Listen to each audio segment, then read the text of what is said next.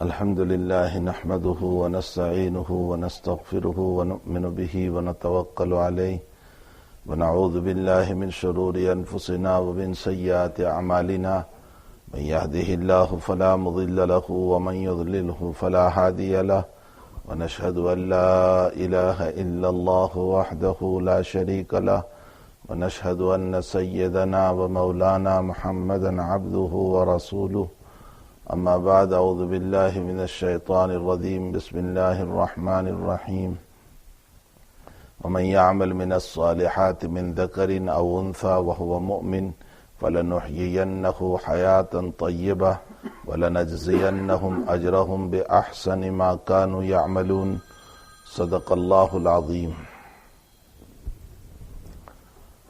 بزرگوں اور بھائیوں، معزز مائیں بہنیں اور بیٹیاں،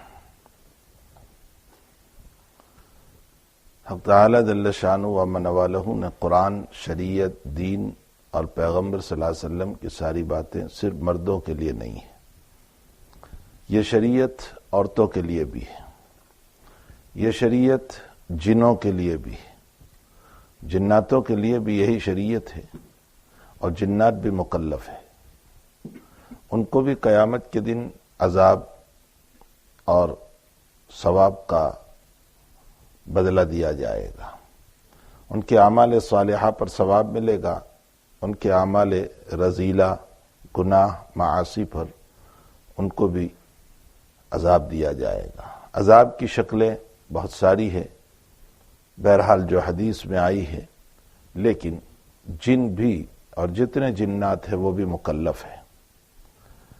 حق تعالی نبی اکرم صلی اللہ تعالی علیہ وسلم نے جیسے مردوں کا اجتماع کیا اور مردوں کو جمع کر کے حضرت باتیں ارشاد فرماتے تھے، اسی طرح جناتوں کو بھی جمع کرتے تھے، اور جناتوں کو جمع کر کے حضور پاک صلی اللہ علیہ وسلم نے بہت کچھ باتیں ذکر فرمائی۔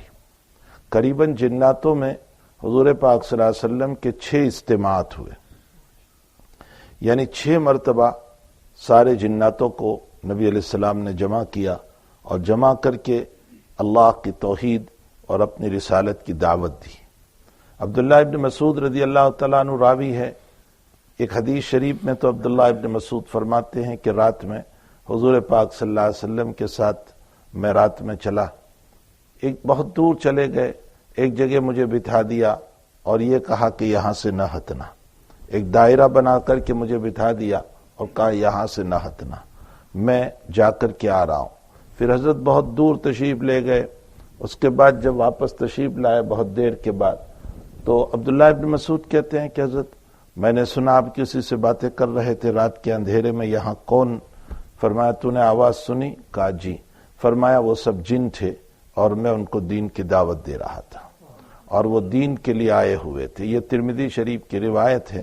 بہرحال جنوں کے اندر بھی اجتماعات ہوئے حضور پاک صلی اللہ تعالی علیہ وسلم کے، اور آپ نے ان میں بھی تبلیغ فرمائی۔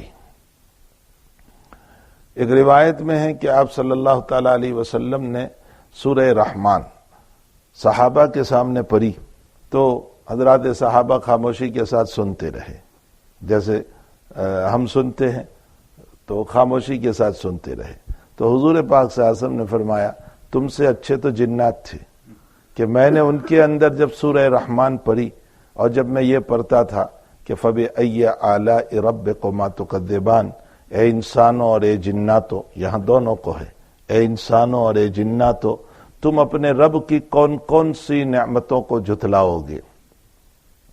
تو ہر آیت پر فَبِأَيِّ آلَاءِ رَبِّكُمَا تُكَذِّبَانِ میں پڑھتا تھا تو ہر آیت پر جنات یوں کہتے تھے لا نکذبک یا ربنا نعمتک، لا نکذبک یا ربنا نعمتک، اے اللہ ہم تیری نعمتوں کو نہیں جھٹلائیں گے، ہم تیری نعمتوں کو نہیں جھٹلائیں گے۔ تو تم سے اچھے تو جنات تھے کہ میرا جواب دیتے جا رہے تھے، تم تو خاموش بیٹھے رہتے ہو۔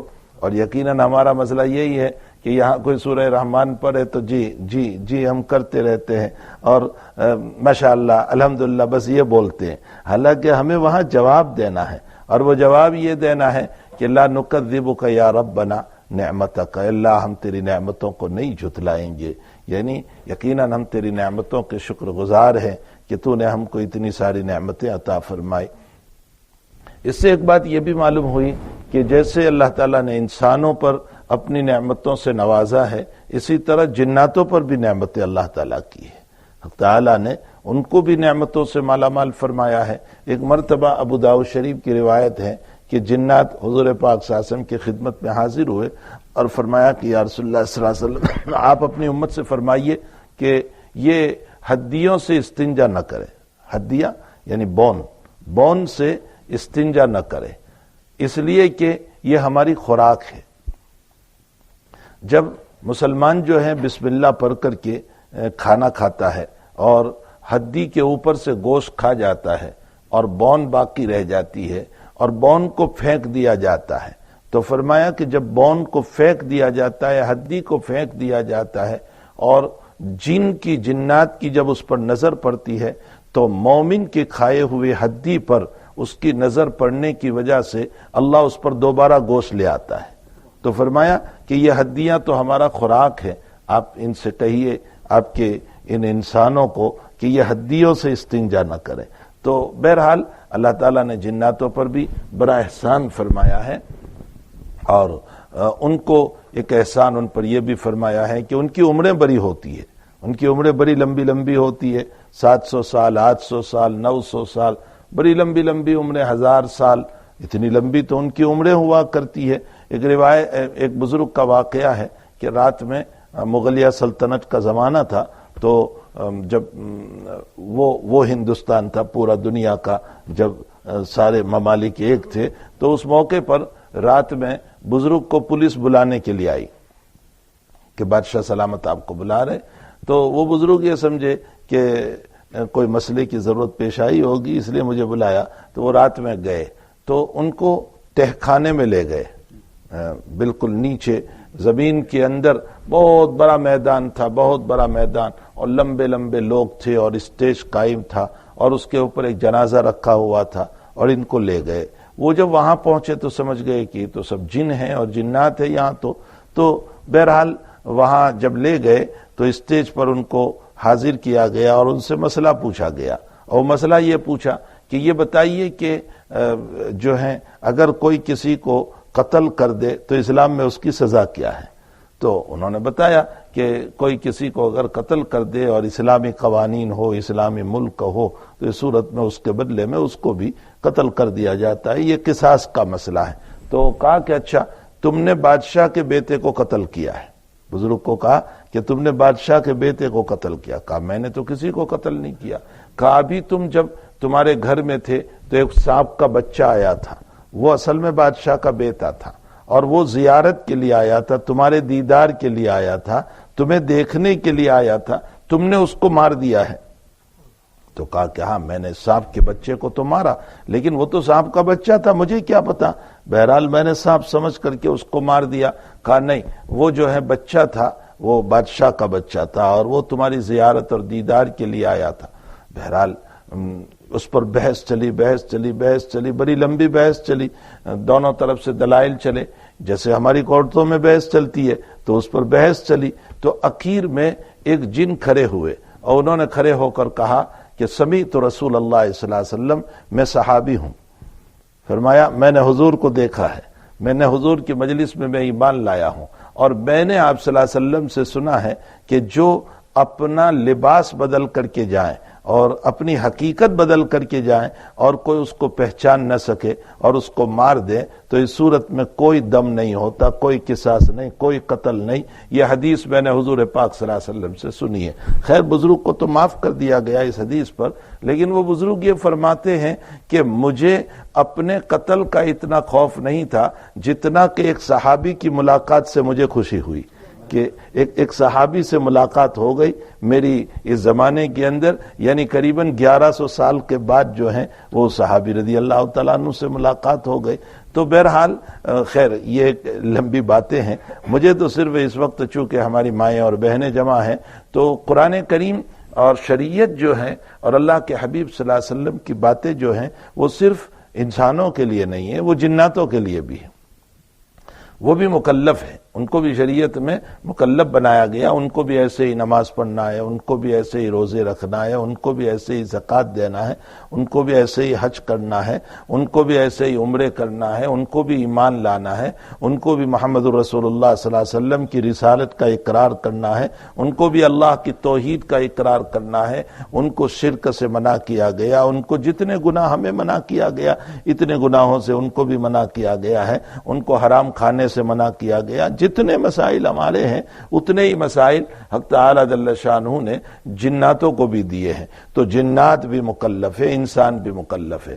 پھر انسان کے اندر مرد بھی مکلف ہے، عورت بھی مکلف ہے، مردوں کو بھی شریعت دی گئی، عورتوں کو بھی شریعت دی گئی ہے، تھوڑے سے کچھ مسائل میں فرق ہوا کرتا ہے، باقی مکمل شریعت مردوں کے لیے بھی ہے، مکمل شریعت عورتوں کے لیے بھی ہے۔ مردوں کو ایمان لانا ہے، عورتوں کو بھی ایمان لانا ہے، مردوں کو نماز پڑھنا ہے، عورتوں کو بھی نماز پڑھنا ہے، مردوں کو روزہ اور زکوٰۃ اور حج وغیرہ کے مسائل ہیں، عورتوں کو بھی روزہ زکوٰۃ اور حج کے مسائل ہیں، تو سارے مسائل جو ہیں وہ مردوں کے لیے بھی ہے، عورتوں کے لیے بھی ہے۔ قرآن کریم میں حق تعالی جل شانہ ومن والہ نے لیکن خطاب جو ہیں وہ ہمیشہ مردوں کو کیا، قرآن ہمیشہ مردوں کو خطاب کرتا ہے، عورت کو اس کے ضمن میں لے لیتا ہے، یعنی جو حکم مردوں کا ہے وہ حکم عورتوں کا ہے۔ البتہ جو مسائل کچھ خاص مسائل ہے اس میں عورتوں کو الگ خطاب کیا گیا ہے، جیسے متلی پیریڈ کی ایام ہیں یا اس طرح کے ان کے جو مخصوص مسائل ہے اس میں عورتوں کو خاص خطاب کیا گیا۔ اسی طرح کچھ مسائل اور بھی ہے جس میں مردوں کو علیحدہ، عورتوں کو علیحدہ۔ سارے گناہ میں تو مسئلہ یہی ہے کہ سب مردوں کو خطاب ہے اور عورتوں کو اس کے اندر داخل کر لیا، لیکن کچھ گناہ بڑے اہم ہے۔ ان گناہوں کے اندر ایک گناہ ہے کسی کی مذاق نہ اڑاؤ، کسی کو حقیر مت سمجھو۔ یا ایھا الذین آمنوا لا یسخر قوم من قوم عسى ان یکونوا خیرا منہم، اے ایمان والو لا یسخر، کسی کی مذاق نہ اڑاؤ، ہو سکتا ہے کہ وہ اللہ کے نزدیک تم سے زیادہ مقبول ہو، مجھے نہیں پتا ہے، میں آپ کی داڑھی دیکھ کر، آپ کے ظاہر کو دیکھ کر، آپ کی غریبی کو دیکھ کر آپ کی مذاق اڑاؤں، حالانکہ مجھے نہیں معلوم کہ آپ کا اللہ کے ساتھ کیا کنیکشن ہے، آپ کا تعلق اللہ کے ساتھ کیا ہے، اللہ کے آپ کتنے مقبول بندے ہیں۔ لا یسخر قوم من قوم عسى ان یکونوا خیرا منہم۔ اچھا، یہ یا ایھا الذین آمنوا میں مرد کے ساتھ عورت بھی تو آ گئی تھی جیسے اور جگہوں پر ہے، لیکن یہاں اسپیشل عورت کو الگ بیان کیا، ولا نساء من نساء عسى ان یکن خیرا منہن، کوئی نساء عورت، کوئی عورت کسی عورت کی مذاق نہ اڑائے، ہو سکتا ہے کہ جس کی تو مذاق اڑا رہی ہے اس کا مقام اللہ کے نزدیک بہت بڑا ہو۔ عورتوں کا مزاج ہے حقیر سمجھنا، بہت سی مرتبہ عورتیں جو ہیں دوسری عورت کو حقیر سمجھتی ہے، بہت سی مرتبہ عورتوں کا مزاج اور بھی ہے، وہ یہ ہے کہ کوئی ہدیہ دیتا ہے تو وہ اس کو معمولی سمجھتی ہے کہ اس نے کیا دیا، یہ تو 200 روپے والا ہے، یہ تو 100 روپے والا ہے۔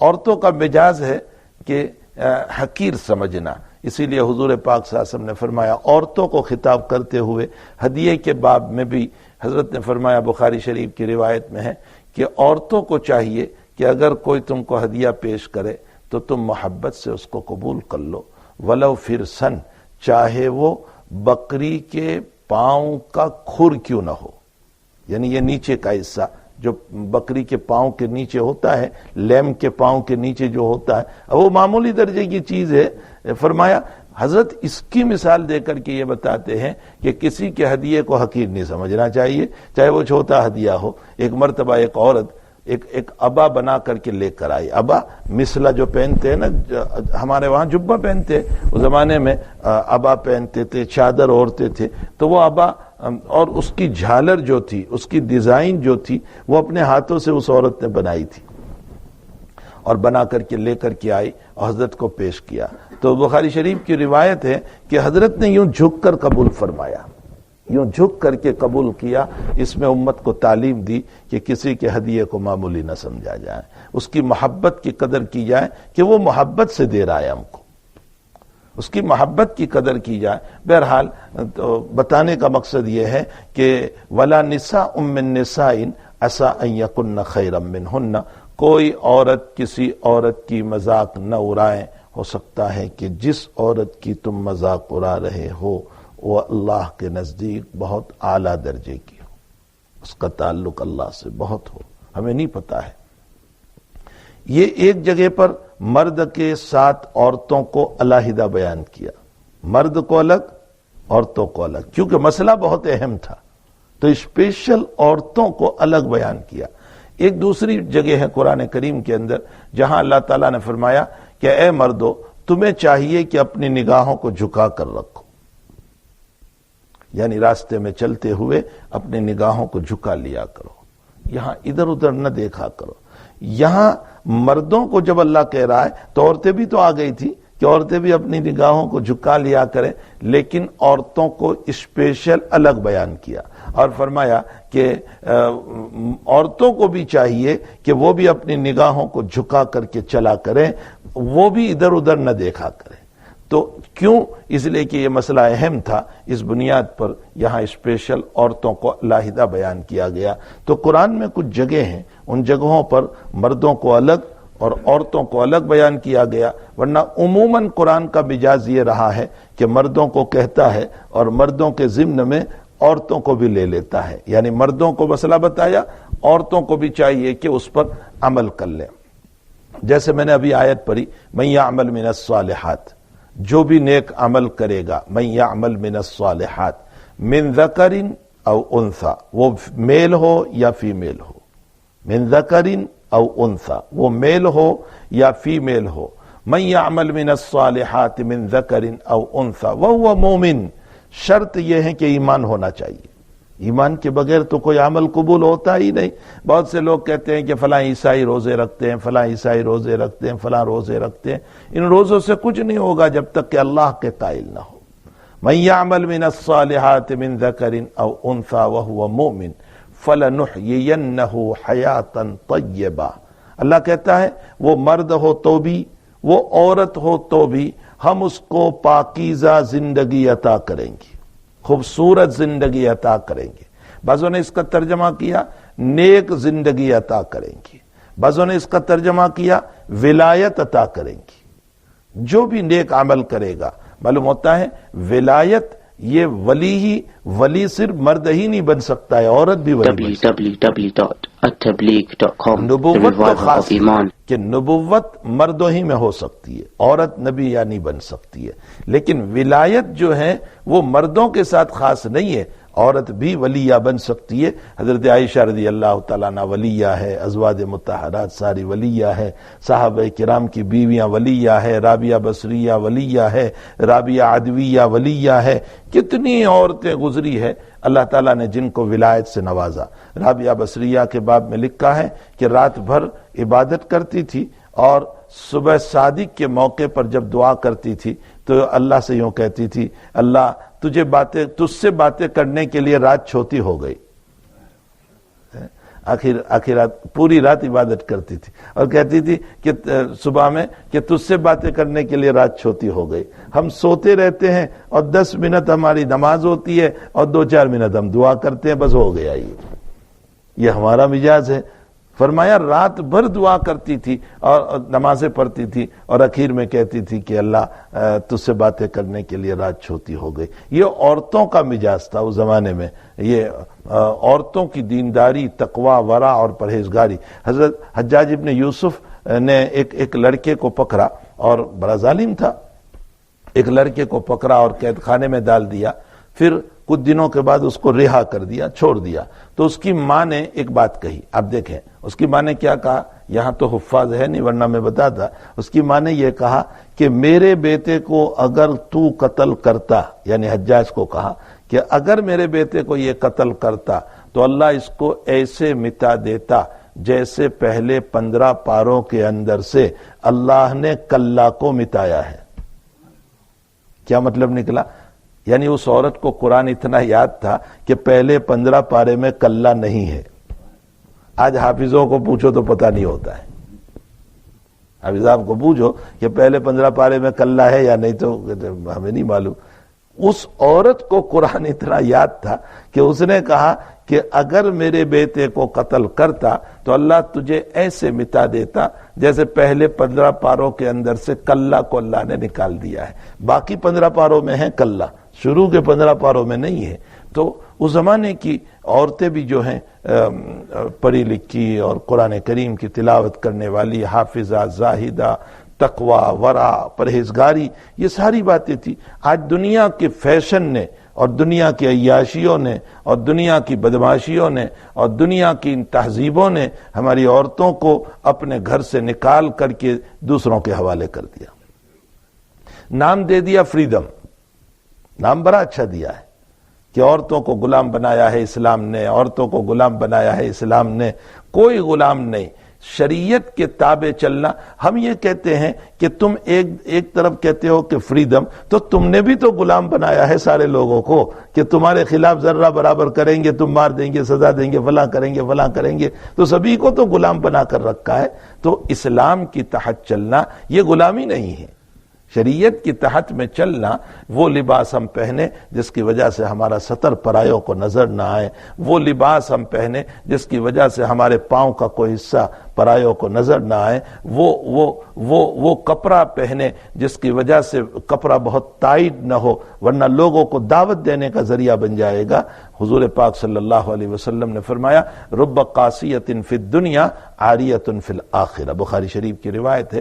بہت ساری عورتیں جو دنیا میں ننگی ہے، بہت ساری عورتیں جو دنیا میں کپڑے پہنی ہوئی ہے، لیکن اللہ قیامت کے دن جنت کے لباس سے محروم کر دے گا. جنت کے لباس سے اللہ تعالیٰ محروم کر دے گا. کیا مطلب جنت کے لباس سے محروم کرنے کا؟ جنت کے لباس سے محروم کرنے کا مطلب یہ ہے کہ دنیا کے اندر جن عورتوں نے ٹائٹ کپڑے پہنے تو کپڑے پہننے کے باوجود بدن نظر آ رہا ہے، یا جس نے باریک کپڑے پہنے، بہت پتلے کپڑے پہنے تو کپڑے پہننے کے باوجود بدن نظر آ رہا ہے، اللہ تعالیٰ ان کو قیامت کے دن جو ہے جنت کے لباس سے محروم کر دے گا. کتنی شرمندگی ہوگی جب اللہ تعالیٰ جنت کے لباس سے محروم کرے گا. ابھی دنیا میں کسی کو صرف 5 منٹ کے لیے کپڑے اتار دیے جائیں تو کتنی ذلتی ہوتی ہے، تو قیامت کے دن اللہ بالکل محروم کرے گا. اور ایک مطلب اس حدیث شریف کا یہ بیان کیا گیا حضور پاک صلی اللہ علیہ وسلم کی اس فرمود کا کہ حضرت نے فرمایا کہ اس کا مطلب یہ ہے کہ جو عورتیں سوٹ کپڑے پہنتی ہیں پرایوں کے سامنے، اپنے گھر کا مسئلہ تو ٹھیک ہے اس لیے کہ گھر کے اندر تو شوہر ہوتا ہے، تو لیکن پرایوں کے سامنے اتنے سوٹ کپڑے پہنے ہیں جس کی وجہ سے بدن نظر آتا ہے. اس لیے کہ عورت کا سطر جو ہے وہ بال سے لے کر نیچے ٹخنوں تک ہے، سوائے نیچے کا پاؤں کا حصہ اور یہ دونوں ہتھیلیاں اور یہ چہرہ، یہ تینوں سطر میں نہیں ہے. باقی بال سے لے کر نیچے ٹخنوں تک کا پورا حصہ جو ہے وہ اس کا سطر ہے. اسی لیے نماز میں اگر اس میں سے کوئی حصہ کھل جاتا ہے تو نماز نہیں ہوتی. بال کھل گئے نماز نہیں ہوگی عورت کی، چونکہ یہ سطر ہے اور سطر کے کھلنے سے نماز نہیں ہوتی ہے. تو بہرحال عورتوں کو چاہیے کہ فریڈم کی وجہ سے ہم اپنے نبی علیہ الصلوۃ والسلام کو نہ چھوڑیں، اپنی شریعت مطہرہ کو نہ چھوڑے، اپنی پاکیزہ شریعت کو نہ چھوڑے، بلکہ اس کے اندر بہت ہی زیادہ ہماری عفت اور عصمت کی حفاظت ہے، ہماری عزت کی حفاظت ہے. جو نبی کریم صلی اللہ علیہ وسلم نے جو مسائل دیے ہیں، جو باتیں بیان فرمائی ہے، اس میں ہماری زندگی کے لیے بہت پاکیزگی ہے، عفت و عصمت ہے. حضور پاک صلی اللہ علیہ وسلم نے ارشاد فرمایا، مشکات شریف کی روایت ہے کہ اگر کوئی مرد جو ہے وہ پرائی عورت کا بچا ہوا پانی، کوئی مرد کسی عورت نے وضو کیا تھا، غسل کیا تھا، وہ پانی بچ گیا ہے اور دوسرا پانی موجود ہے، دوسرا پانی ہے ہمارے پاس، تو پرائی عورت کا، اپنی عورت کا مسئلہ نہیں، اپنی ماں کا بھی نہیں، اپنے گھر کے، پرائی عورت کا بچا ہوا پانی کوئی مرد اپنے وضو اور غسل میں استعمال نہ کرے، نیا پانی لے لیں، اس کو استعمال نہ کریں. اسی طرح مشکات شریف کی روایت میں ہے کہ کوئی عورت اگر اور پانی موجود ہے تو پرائے مرد کا بچا ہوا پانی سے وضو اور غسل نہ کرے. کر لے گی ہو جائے گا، ہم بھی کر لیں گے ہو جائے گا، اس لیے کہ وہ پانی پاک ہے ہو جائے گا. احتیاط بتایا کہ اور پانی موجود ہو جائے گا، یاد رکھنا وضو اور غسل ہو جاتا ہے، لیکن احتیاط یہ بتایا کہ اور پانی موجود ہے تو نہ کرے. کیوں؟ آخر نبی کیوں منع فرما رہے؟ جب پانی پاک ہے، وضو ہو جاتا ہے، غسل ہو جاتا ہے، تم اسراف سے بھی ہم کو منع کر رہے ہو، تو پھر اس میں کیا بات ہو گئی؟ حضور پاک صلی اللہ علیہ وسلم کے کہنے کا منشا یہ ہے کہ بھائی اگر تم نے اس سے وضو یا غسل کیا، اور ہو سکتا ہے وضو یا غسل کرتے کرتے ہمارا ذہن پرائی عورت کی طرف چلا گیا، یا اس عورت کا ذہن پرائے مرد کی طرف چلا گیا، تو ذہنی زنا میں مبتلا ہو جائیں گے. ہماری شریعت جو ہے وہ بچانا چاہ رہی ہے، بہت عفت عصمت پاک دامنی ہمیں دینا چاہ رہی ہے. کیسی پیاری شریعت اللہ تعالیٰ نے ہم کو دے رکھی ہے. حضور پاک صلی اللہ علیہ وسلم نے کتنی مقدس شریعت دے رکھی ہے، کتنی پاکیزہ شریعت ہمیں دے رکھی ہے. یہ وقت نہیں ہے، ورنہ میں اس پر بہت مسائل کو کھولتا کہ تعالیٰ جل شانہ نے عورتوں کو جو مقام دیا ہے نا نبی علیہ الصلوۃ والسلام کے ذریعے سے، ایسا مقام کسی مذہب میں نہیں ملے گا. ہماری شریعت میں عورتوں کو جو مقام دیا، آپ بتائیے کسی شریعت میں جا کر کے دیکھ لیجئے میراث کا مسئلہ عورتوں کے لیے نہیں ہوگا جو اسلام نے دیا. اسلام نے جو دیا ہے وہ میراث کا مسئلہ کہ یہ ماں ہے تو بھی ملے گا، یہ بیوی ہے تو بھی ملے گا، بیوی کو شوہر سے ملے گا، ماں کو اولاد سے ملے گا. تو شریعت مطہرہ نے میراث میں بھی عورت کا حق رکھا، اور اسی طرح بہن کا حق رکھا. پھر ان کے فضائل اور مناقب بیان کیے گئے، اتنے فضائل اور مناقب بیان کیے کہ حضرت عائشہ فرماتی ہے، بخاری شریف کی روایت میں ہے کہ یا رسول اللہ، ایک عورت میرے پاس آئی تھی اور اس نے مجھ سے کھانا مانگا، بیچاری بھوکی تھی، تو میرے پاس بھی کچھ نہیں تھا، ایک کھجور کا دانہ تھا. یہ میں کس کے گھر کی بات کر رہا ہوں؟ جو سرکار دو عالم صلی اللہ علیہ وسلم ہے. اور ہمارے وہاں اتنی فراوانی ہوتی ہے، لیکن پھوتی قسمت ہماری کہ ہم شکر ادا نہیں کرتے. نبی کے گھرانے کی بات ہے کہ حضرت عائشہ نے فرمایا کچھ نہیں تھا یا رسول اللہ، ایک کھجور کا دانہ تھا، میں نے اٹھا کر کے اس غریب کو دے دیا. تو اس نے خود نہیں کھایا، اس کے 2 ٹکڑے کیے، اس کے ساتھ 2 بیٹیاں تھیں، تو ایک ٹکڑا اس کو دیا، ایک ٹکڑا اس بیٹی کو دے دیا. تو اللہ کے حبیب پاک صلی اللہ علیہ وسلم نے جب یہ واقعہ سنا تو فرمایا عائشہ تم سنو، جو بیٹیوں کی وجہ سے حالات میں آئے، ابتلا میں آئے، چونکہ دنیا میں بیٹوں سے زیادہ بیٹیوں کی فکر زیادہ ہوا کرتی ہے، نکاح کے باب میں بھی اور مسائل کے باب میں بھی. تو بیٹیوں کی فکر، پھر بیٹیوں کے نکاح کے بعد بھی اگر صحیح آدمی ملا ہے تو ٹھیک ہے، ورنہ ایک مستقل پھر پریشانیاں ہوتی ہے. پھر کبھی طلاق ہو جاتی ہے تو بیٹیوں کو اپنے گھر پہ لانا، پھر دوسرے نکاح کے مسائل حل نہیں ہو رہے تو باپ پر جو گزرتی ہے نا وہ باپ ہی جانتا ہے، ان کی پریشانیاں باپ ہی جانتا ہے. اس لیے جب بیٹی کسی گھر سے واپس لوٹتی ہے تو باپ کی نیند حرام ہو جاتی ہے، اس کی نیند حرام ہو جاتی ہے، اس کی ماں کی نیند حرام ہو جاتی ہے. ماں باپ یہ سوچتے ہیں چلو ہماری آنکھیں ہیں تو میری بیٹی ہے، لیکن کل کو میں نہیں رہوں گا تو اس کا کیا ہوگا؟ حالات حالات حالات. تو حضور پاک صلی اللہ علیہ وسلم نے اسی لیے فرمایا کہ جو عائشہ جو بیٹیوں کی وجہ سے حالات میں آیا لیکن اس نے صبر کیا اور اپنی بیٹیوں کی اچھی تربیت کی اور اپنی بیٹیوں کی فکر میں رہا اور ان کی ضرورتوں کو پورا کیا، تو فرمایا کل قیامت کے دن، یہ بخاری شریف کی روایت ہے، کل قیامت کے دن وہ میرے اتنے قریب رہے گا جتنی کہ یہ 2 انگلیاں قریب ہے جنت کے اندر. یعنی وہ مجھ سے بالکل. یہ مقام کیوں دیا گیا؟ یہ مقام کیوں دیا گیا؟ اس لیے کہ بیٹیوں کے مقام کو بتانا تھا کہ دیکھو ماں باپ پر بیٹیوں کی وجہ سے جب حالات آتے ہیں نا تو وہ ماں باپ کا دل ہی جانتا ہے. جس کے گھر میں اس طرح کے مسائل بیچاروں کے ہو جاتے ہیں، آپ ان سے پوچھئے کہ ان کے دل پر کیا گزرتی ہوتی ہے، ان کو کیا صدمات ہوتے ہیں. یا بیٹی کے جب نکاح نہیں ہوتے ہیں تو دل پر کیا گزرتی ہے دنیا جانتی ہے. وہ باپ بیچارہ پریشان رہتا ہے، اس سے کہتا ہے، اس سے کہتا ہے، اس سے کہتا ہے، ہر ایک سے کہتا پھرتا ہے میرے بیٹی کا نکاح، میری بیٹی کا نکاح ہو جائے. تو بہرحال یہ اللہ تعالیٰ نے، میری مائیں، میری بہنیں، میری بیٹیاں، اللہ نے آپ کا مقام بہت بیان کیا. حضور پاک صلی اللہ علیہ وسلم نے آپ کا اتنا اونچا مقام بیان فرمایا، قدم قدم پر آپ کو سامنے رکھا گیا، آپ کے مقام کو بیان کیا گیا اور آپ کی عزت کو بیان کیا گیا. جس عورت کو اتنی عزت نبی نے دی ہو اور وہ عورت اپنے نبی کی سنت کو چھوڑ دیں تو یہ عورت اپنے نبی کی بے وفا بنی یا نہیں بنی؟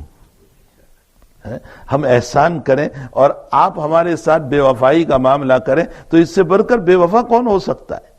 حضور پاک صلی اللہ علیہ وسلم تو اتنا احسان فرما رہے ہیں، اتنا احسان فرما رہے ہیں کہ عورتوں کے باب میں روایت میں آتا ہے کہ مائیں اپنے بچوں کو لے کر کے آتی تھی مسجد نبوی میں نماز پڑھنے کے لیے.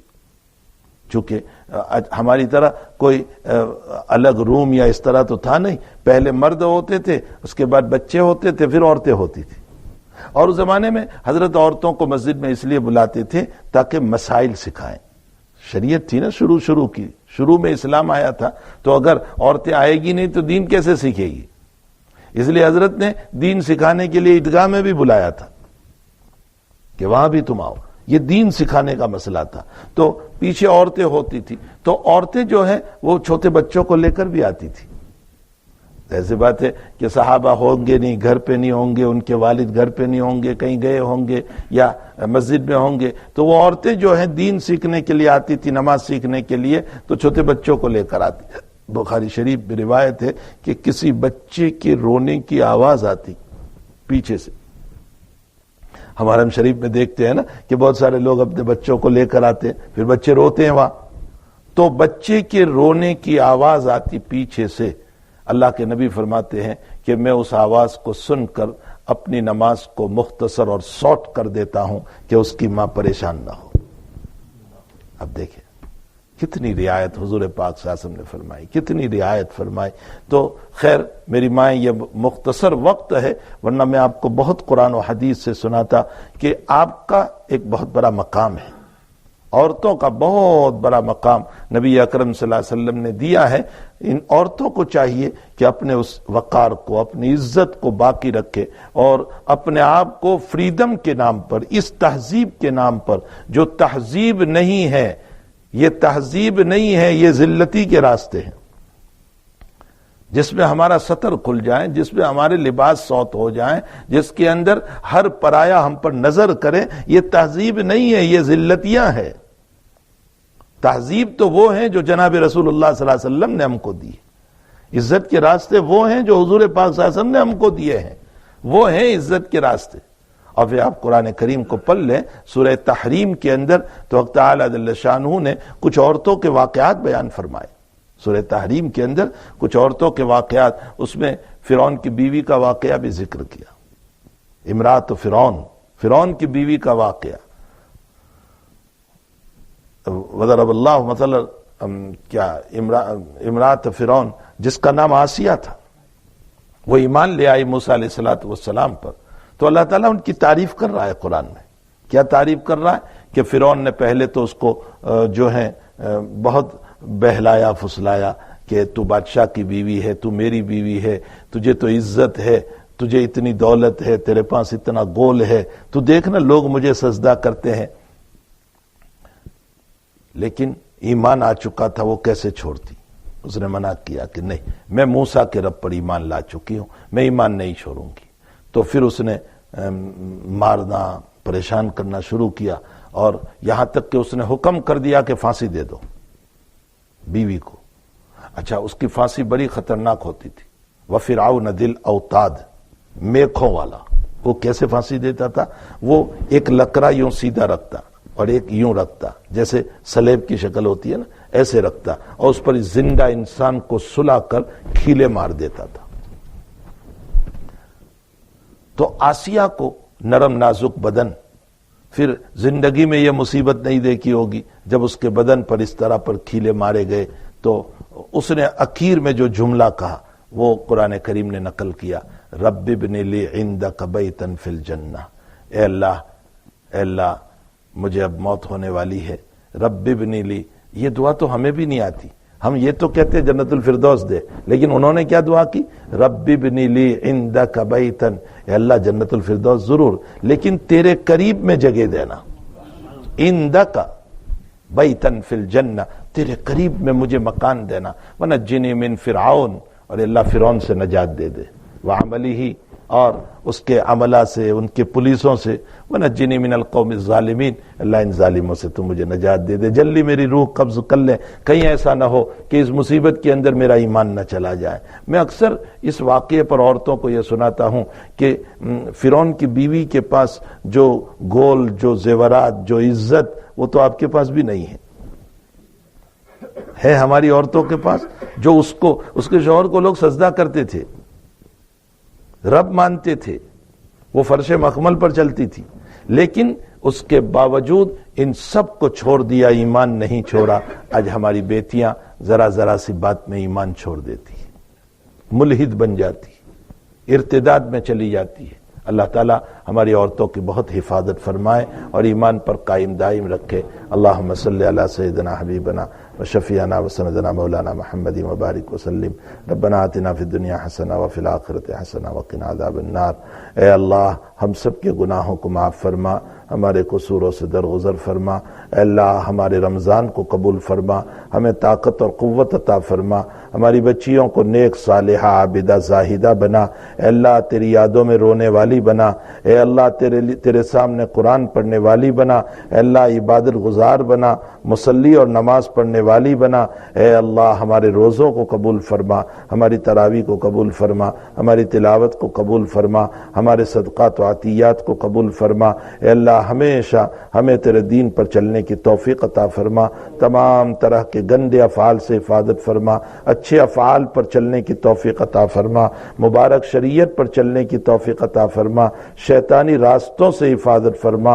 اے اللہ مغضوب علیہم میں سے ہمیں مت بنانا، اے اللہ ضالین میں سے ہمیں مت بنانا، بلکہ ہمیں ہادی میں سے بنانا، مہدی میں سے بنانا، صراط مستقیم والوں میں سے بنانا، تیری رضا والے اعمال والوں میں سے بنانا. اے اللہ ہم سب کی دعاؤں کو اپنے فضل و کرم سے قبول فرما.